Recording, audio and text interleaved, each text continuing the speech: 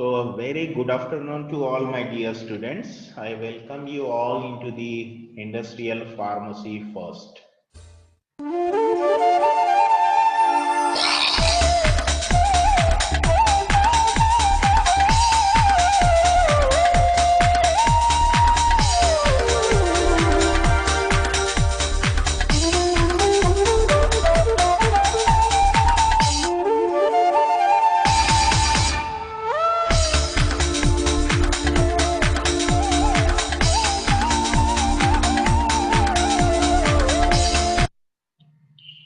Dear student, already we had started with the liquid orals in our yesterday's lecture. And today we will go through the remaining things. So these are the details that already we saw in our previous lecture. That is the introduction related with that of the liquid orals. What are the liquid orals? What are their examples? Like say the suspension, syrup, elixir, emulsion. Then we saw the classification in the form of monophasic and the biphasic dosage form. We had gone through what the syrups are, what the elixirs are, what the suspensions are, what the emulsions are.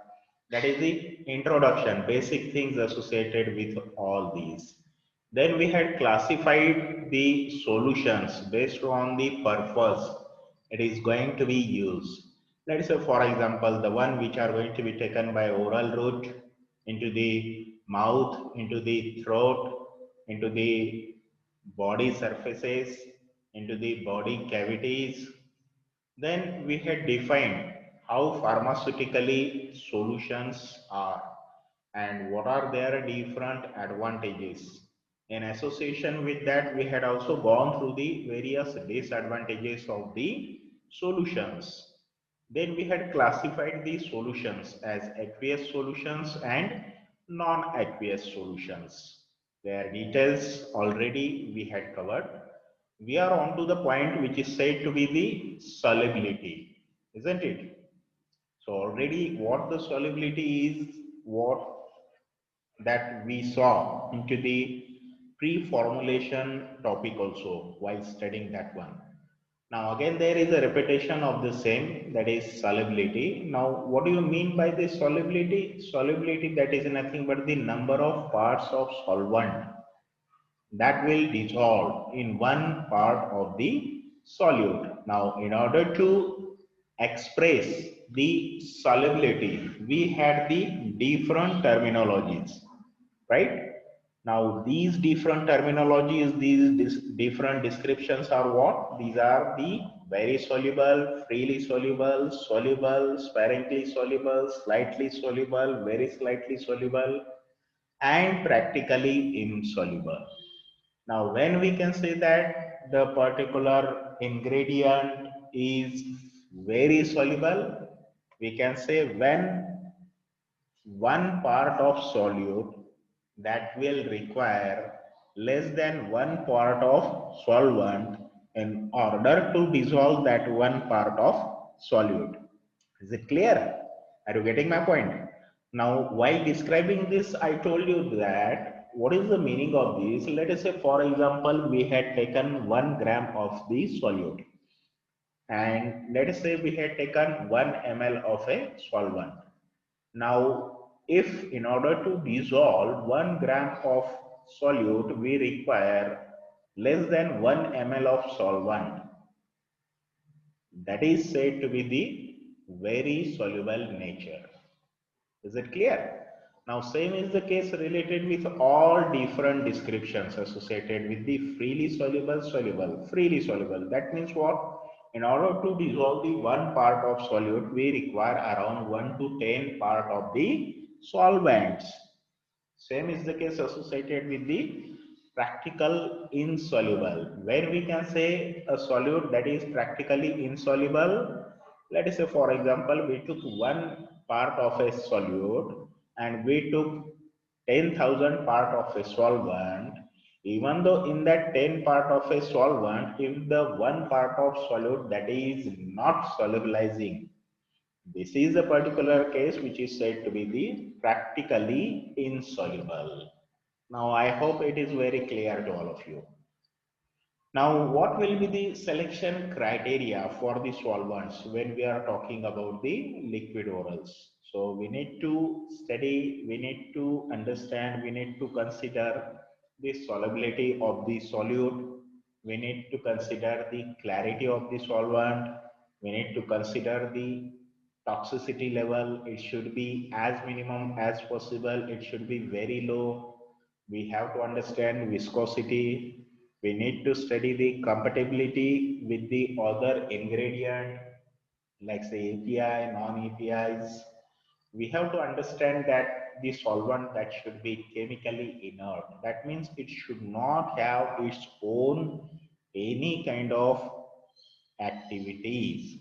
It should be palatable. That means it should be such that the patient can consume, the patient can take it very easily. It should not have odor, it should not have color. Sometimes we need to add the color in order to improve the elegance of the product. Sometimes we need to add the flavoring agent in order to improve its acceptance also. But as such, the solvent that should not have either color or odor. And last but not the least, it should be cheap. It should not be too much costlier one. It is easily available one, right? Because if it is expensive, it will ultimately increase the cost of the product. So in order to reduce that, what we want, it should be economical and it should be cheap. Now, what are the selection criteria for the solute? For solute, the particle size, obviously.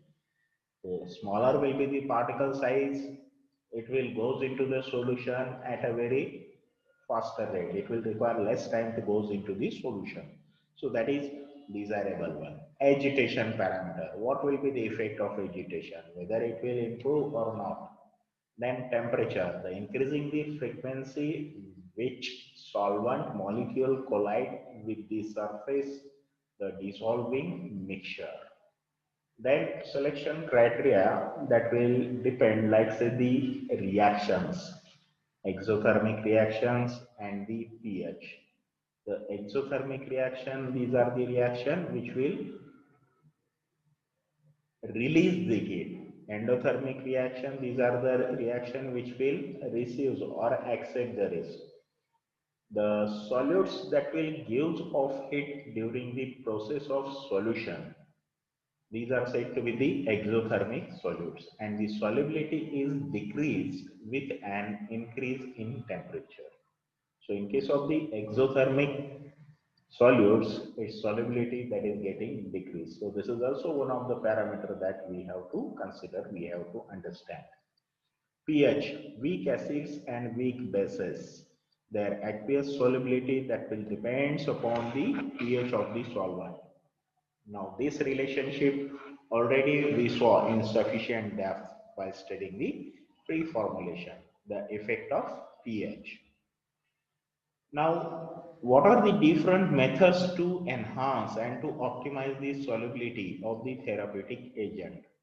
When it is said that it is the solution, that means it should be completely solubilized one. We should not have any kind of undissolved particles. Now, if the solute, if the therapeutic agent, if the API that is not solubilizing, then we have to take efforts in order to improve its solubility.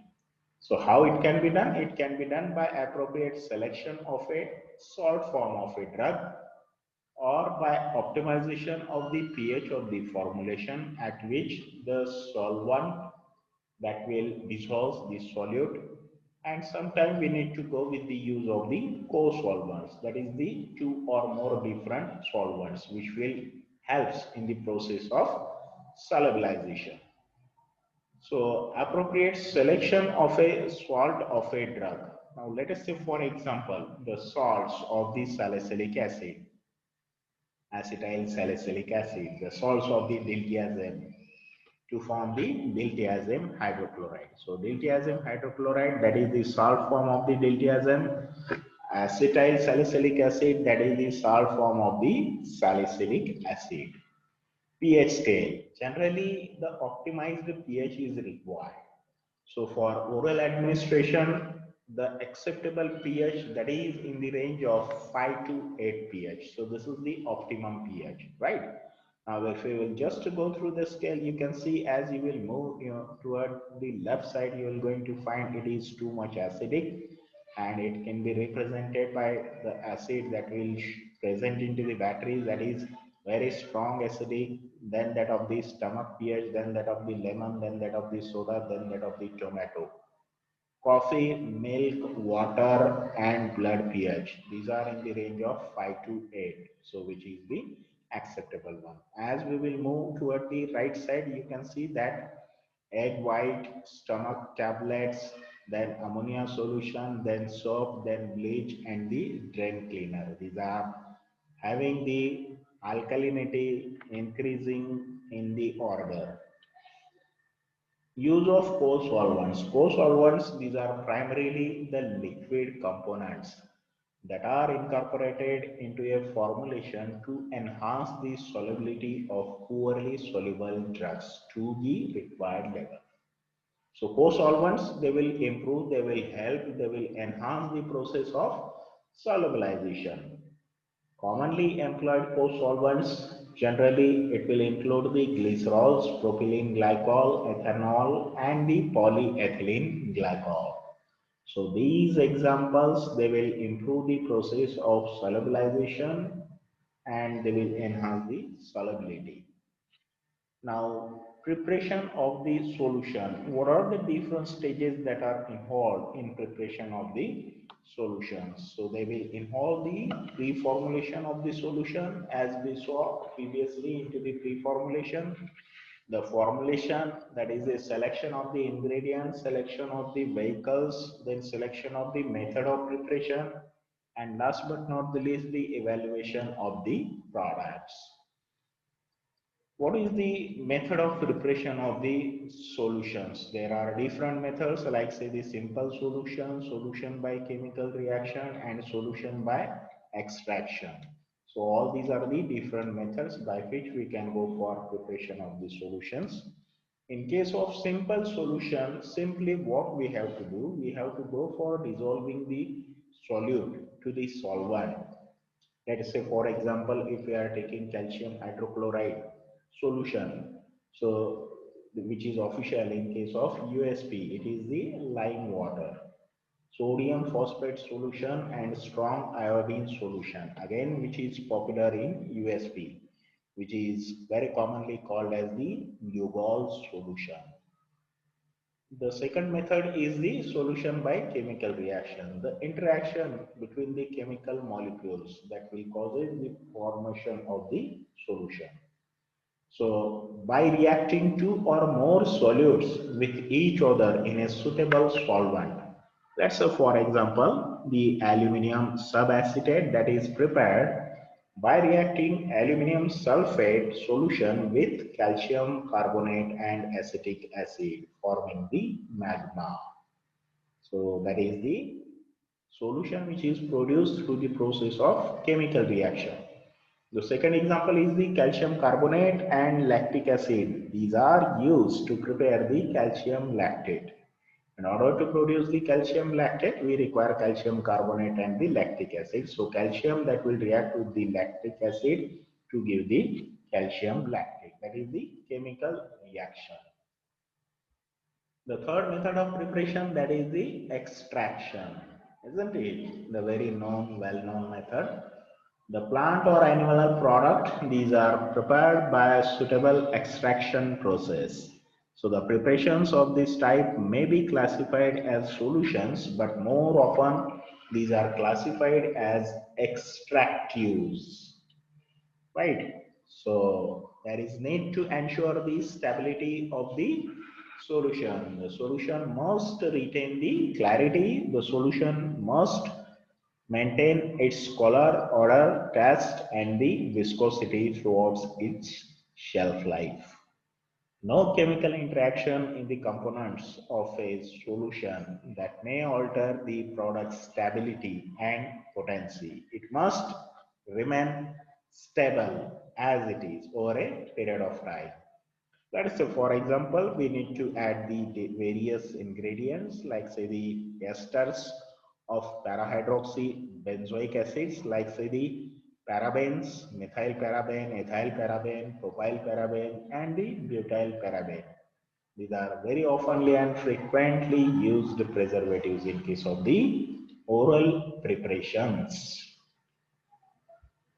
Let us go through the syrups. What the syrups are, just to recall what we saw in yesterday's lecture. These are the sugary solutions. These are the concentrated. These are the saturated sugar solutions. The syrup, these are concentrated aqueous preparations of sugar or sugar substitute with or without flavoring agents and medicinal substances. You can see here it is not that much viscous, but here it is too much viscous. It is because of what? It is because of the saturated concentrations of the sugars. Now the concentration of syrup, if we see, there are different concentrations that are given by the different official books. If we talk about the USP, as we saw into our definition previously, according to the USP, it is the 85% weight by volume solution. But as far as according to British Pharmacopoeia is concerned, it is this 67.7% weight by weight solution. So this is most important. This may be asked into the MCQ. This may be asked into the GPAT examinations. Like say how the syrups or what is the concentration of the syrup according to the British Pharmacopoeia? What is the concentration of the syrup according to the United States of Pharmacopoeia? So you should remain in a position to explain it. And if it is British Pharmacopoeia, it is 67.7%. Not the unit, it is weight by weight. As far as the USP is concerned, it is 85% weight by volume. Don't get confused with these two terms. Classification of the syrups. Syrups are classified as medicated and non-medicated syrups. Medicated syrups, they will contain the active pharmaceutical ingredient, therapeutic ingredient. Non-medicated, they will not containing the medicinal substances. They may contain some flavoring agent like say cocoa syrup, orange syrup and the raspberry syrup. These are the non-medicated syrups. But if you see the examples of the medicated syrup, we will be having the example of the meperidine hydrochloride, which is belonging to the analgesic syrup category. Then the diclomine hydrochloride, anticholinergic, the sodium valproate, it is the anticonvulsant, and amantadine hydrochloride, it is the antiviral syrup. Why we need to go for this syrup? Because of certain merits, because of certain advantages. So what will be the advantages of this syrup? You can see it is listed onto the screen. The very first, that is appropriate for any age group patient, isn't it? Most of the time generally the question is associated with the children and the infants, as the syrup, these are sweet in taste. So these are very popular in case of the pediatrics, not only in case of pediatric, but in case of adults and the geriatric also. So it is appropriate for any age group. Easiest route of administration, just by oral route, we have to take it. Economical and safe to the patient, isn't it? It is into the liquid form, and as it is the sugar syrup, as the main ingredient is the sugar, so it is economical.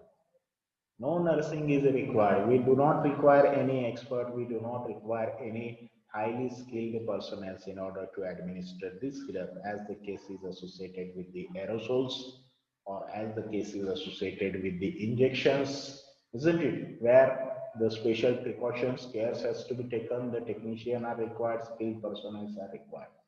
That is not associated with the syrup, which means the patient can take it with no help, isn't it? Just by himself or herself, they can take it. They do not require additional help of anyone.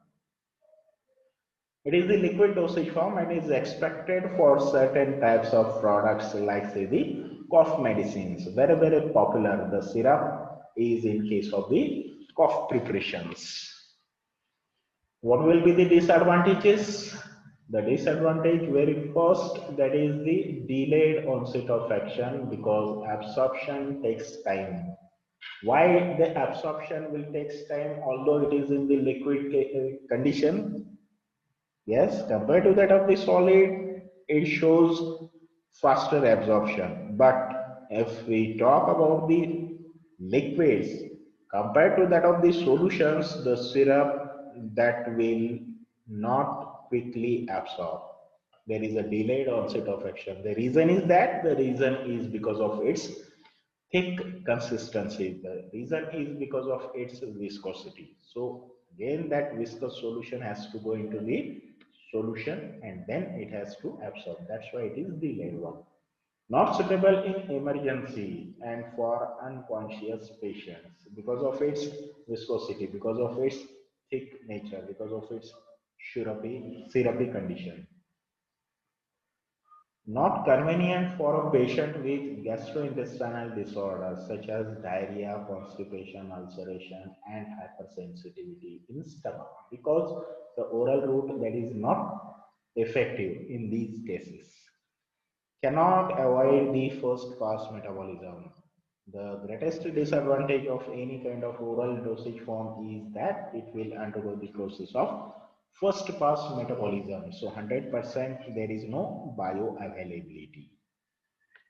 What will be the components of the syrup? The syrup that will contain the sweetening agent, it will contain the antimicrobial agent, and sometimes it may also contain the alcohol.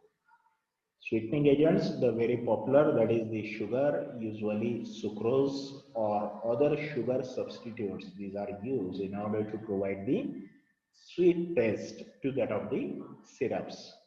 To preserve the product, there is a need to add the antimicrobial preservatives like say benzoic acid in the percentage of 0.1 to 0.2%, sodium benzoate in 0.1 to 0.2%, methyl paraben, propyl paraben, and butyl paraben in the concentration of 0.1%. Alcohol, sometime 15 to 20% it is to be added if alcohol soluble components are present into the syrup. In that case only the alcohol that is going to be added. There is a need to add the viscosity modifiers, like say the different kinds of the celluloses, which might be of synthetic origin, which might be of the natural origin. There is a need to add the flavoring agents, flavorants, the naturally occurring flavoring agents, like say volatile oils, orange oil, dill oil, peppermint oil, then synthetic flavorants like say the vanillin and others. There is a need to add the colorants, the various colors that will improve the elegance of the product. To enhance the appeal of the syrup, coloring agent that correlated with the flavoring agent is going to be used. Let's say for example the green color. The green color that is going to be given along with the mint. The chocolate, that is the brown color if it is chocolate. If there is a orange, the orange flavor, then there is a orange color that is most suitable based on the test, based on the flavor, the particular type of color. What will be the methods of preparation of this syrup? There are four different methods by which the syrups are going to be prepared. So the very first method, that is the solution with heat. We need to provide the heat. We need to increase the temperature in order to produce these syrups, in order to dissolve the sugars. Agitation without heat. Sometimes if the solute that is highly thermolabile, then in that case we cannot give the heat, we cannot increase the temperature. Instead of that, we can go for the process of agitation. Next, the addition of sucrose to liquid medicament. And last method, that is the percolation method. Let's go through one by one. Solution with heat. Temperature of purified water that is increased to 80 to 85 degrees Celsius. Then there is a need to add the sucrose and shake it thoroughly. Add heat sensitive and volatile agents after the solution attain the room temperature. At high temperature, we cannot add the heat sensitive agents. During heating, the sucrose that will get hydrolyzed, that will result in the formation of dextrose and fructose. These two sugars together called as inverse sugar, and the process is known as inversion. What it is? It is the inversion. Inversion is what? The conversion of sucrose into the dextrose and fructose. So these are dextrose and fructose. These are said to be the inverse sugars. Why these are said to be inverse sugar? Because these are formed from the sucrose, and the process that is involved, that is said to be the inversion. Addition of sucrose to the liquid medicament. This method is generally used for fluid extracts. The sucrose that is to be added to the liquid medicament. But those substances which are soluble in alcohol will precipitate out as soon as the addition of water. So an alternation is to first dissolve all the ingredients in water. Now, after some time, all the precipitates formed, these are filtered out. The percolation method, the method you can see the representation is there. We need to take the herbs, we need to take the extractant liquid, we need to place the perforated plate. So the liquid that will passes through the bed of these herbs, it will get accumulated here. So it will extract the component, and then from bottom we can go for extraction by rotating this particular drain valve. So the principle of percolation is used in this method. A sucrose bed is prepared and then water or vehicle containing therapeutic agent is passed through the bed. The sucrose bed should be coarse and shape of percolator must be cylindrical or cone shape. Packing. The syrup that will require the safe, secure and the tamper-proof handling while packaging. So syrup needs to ensure complete protection from contamination and the microbial growth. The general processes of packaging that will involve filling, sealing, capping, coding and labeling along with the wrapping. So the process involved in syrup packaging are, first we need to take the empty bottles. These are to be rinsed through air jet cleaning. Then the bottles, these are tested and transferred ahead for the process of filling. Filling machine with their automatic piston fill the bottles with accurate volume of syrup. Piston that is for determining, or it is responsible for deciding the how much ml of syrup that is to be loaded into the bottles with accurate volume, isn't it? Capping is done on the bottle through the capping machine. The bottle that will be passed through the capping machine. The caps will going to be placed at its neck, then it is going to be crimped. Then the plastic or aluminum capsules are bound over the neck of the bottle for secure sealing. Sometime we will going to see the plastic, or sometime we will going to see the aluminum. Important details regarding packaging, date and expiry date, these are printed onto the bottles. These are most important ones as a part of labeling. Storage. All the products dispensed extemporaneously require some form of additional storage instructions to be detailed on the label. So this information can be addition of just a product expiry date through to the number of important additional labelings.